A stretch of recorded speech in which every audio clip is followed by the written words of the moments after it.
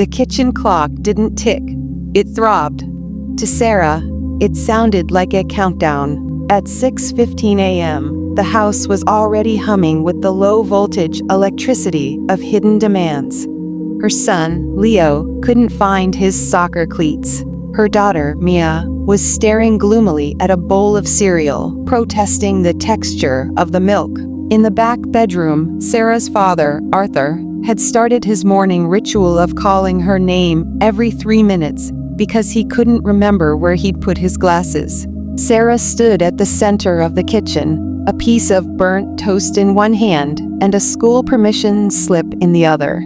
She felt like a human switchboard, plugging in wires, connecting people, and holding the current together, all while her own battery light flickered red. "Mom, did you wash my jersey?" Leo yelled from the laundry room. "Sarah, the news is too loud. How do I turn it down?" her father called out. The pressure rose in her chest, a familiar tightening she had come to accept as her default setting. For years, she had subscribed to the unspoken martyr's creed. If I stop, everything stops. But that morning, as the coffee pot hissed and overflowed, something snapped. It wasn't a loud break. It was a quiet realization. She looked at her reflection in the microwave door, haggard, gray, and entirely absent from her own eyes. She remembered the flight attendant's voice from a trip years ago. "Secure your own mask before assisting others." She had always thought it sounded selfish. Now, she realized it was physics. "Everyone, stop," Sarah said. Her voice wasn't loud, but it held a new frequency. The kitchen went silent. Leo froze in the doorway. Mia looked up from her cereal. "Leo, your jersey is in the dryer. You can pull it out and fold it yourself." "Mia, if you don't like the milk, you may fix yourself a piece of fruit." "Dad," she raised her voice slightly toward the hallway, "I will be there in 10 minutes to help you with the remote." "But Mom," Leo started. 10 minutes, Sarah repeated, her palm raised. She didn't go to the laundry room. She didn't go to her father. Instead, she walked into the small sunroom at the back of the house and shut the glass door.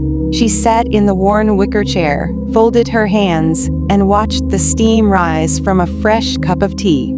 For the first 5 minutes, her heart raced with guilt. She heard a dish clatter in the kitchen. She heard her father call her name again.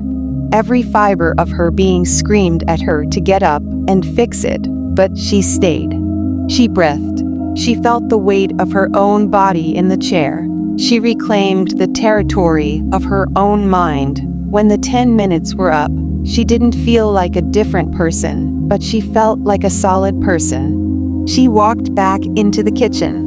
The chaos hadn't vanished, but the atmosphere had shifted. Leo had found his jersey. Mia was eating an apple. When Sarah walked into her father's room, she didn't rush. She sat on the edge of his bed, found his glasses on the nightstand, and showed him, patiently, how to use the volume button. "You're quiet today, Sarah," her father remarked, squinting at her. "I'm just anchored, Dad," she replied with a small smile. Throughout the day, the storms of life continued. A difficult email from her boss, a forgotten grocery list, a broken dishwasher. But Sarah didn't get swept away. Each time the wind picked up, she returned to that mental sunroom. She realized that by refusing to be the person who fixed everything instantly, she was teaching her children how to fix things themselves. That evening, as the house finally grew still, Sarah didn't collapse into bed in a heap of resentment. She sat up for a few moments, reading a book for pleasure, not for work or parenting. She wasn't just the engine of the family anymore. She was the captain. And the captain knew that the ship only stays afloat if the hull is sound.